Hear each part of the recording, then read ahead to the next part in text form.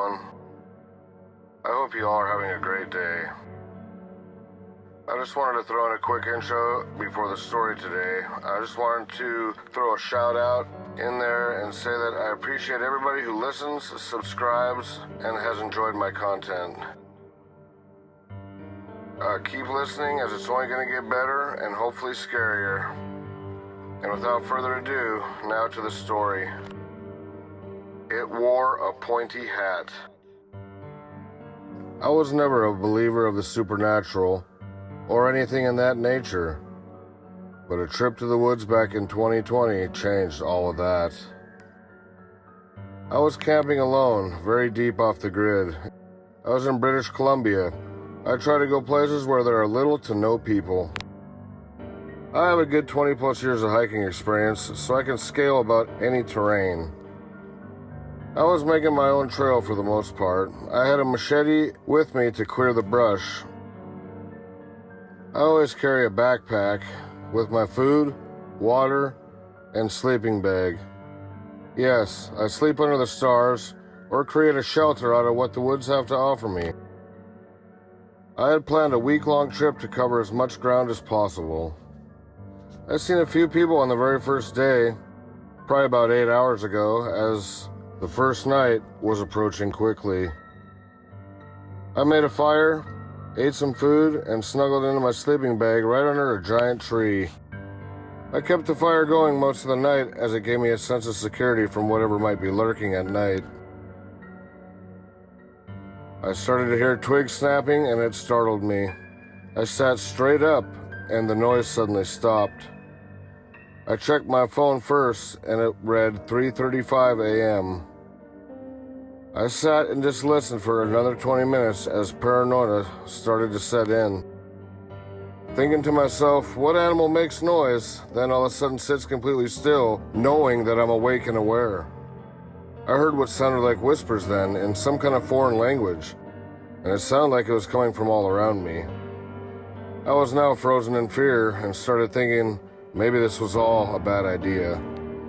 Then all of a sudden, everything just stopped. I remained awake until first light. I gathered my things just as I was making my way out of my campsite. There was a clearing up ahead and I could see probably a good few hundred yards ahead of me. I surveyed my surroundings, looking for footprints of whatever that was making the noise last night, but came up with nothing. Then just as I was able to continue my journey, off in the distance, I seen a figure move slightly. It was still pretty hard to see, but I seen a black silhouette of a figure way off at the other edge of the clearing that looked like a tree at first. But then it had moved. I stood still, waiting for it to move again, and it must have figured out that I had noticed it because this thing moved very quickly, out of vision, and all I can say is that it was really tall, had really long arms that looked like tree branches from what I could see at the range I was from. It also had a cone-shaped head, unless it was some kind of hat it was wearing. This got my heart thumping, as I was clueless to what it was, and I thought to myself, was that the thing that was stalking me last night? But I wasn't going to let that ruin my week of adventure, so I continued on enjoying the day. The views were very beautiful. I seen a few waterfalls, a moose. I found some raspberries and huckleberries to munch along the way as well. It was a lot warmer than usual, so I consumed a lot more water than I had planned. So I filled some from the stream. Fast water, less chance of catching some illness. With my mind on everything else, I didn't even think of the encounter from last night until the sun went down and I had to set up camp again. I was pretty exhausted from a long day of hiking and exploring, so instead of making a shelter, I decided to chop some branches from a few evergreen trees that I could lay over top of me to give me some sort of comfort that I was hidden maybe. I stoked the fire and crawled into my sleeping bag and carefully placed the branches all over me and around me. Before I knew it, I was out. Then all of a sudden, I heard something large rustling through the underbrush. It was grunting and then snorting. I was terrified, I won't lie. I grabbed my machete and I just laid there as still as possible, while whatever it was walked around my campsite right next to where I was laying. This time, I knew what it was. It was a giant brown bear, and it stepped right on my leg. And the weight, I could barely stand it. It felt like 1,000 pounds just crushing my leg. Then it crouched its head down and started sniffing me. I tried to remain as calm as possible, just praying to God that the bear moves on. It remained on my leg, crushing it, then it moved and ran off as if something had startled it. Then I thought to myself, oh great, something even worse is here now. Bigger and badder than a grizzly bear. Then I heard it approaching. Thump, thump, thump, thump. It was walking slowly at first, but then the noise became louder and faster. Thump, thump, thump, thump, thump. It ran right through my campsite in the same direction of the brown bear. It then went silent out, but only for a moment. Then I heard a grunt and growling off in the distance. The two things were fighting. I was beyond terrified, but I couldn't move as I was unsure of the damage to my leg. It felt completely numb. I could hear the fighting as it went on for what seemed like forever. Then as the sun started to rise, everything went completely silent.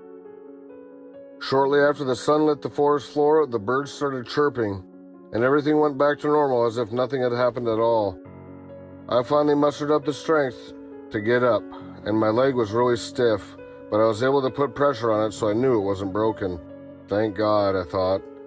After walking around a little bit, I felt like I could try to gather my things and continue on, as I only had one more full day of exploring before I had to start making my way back.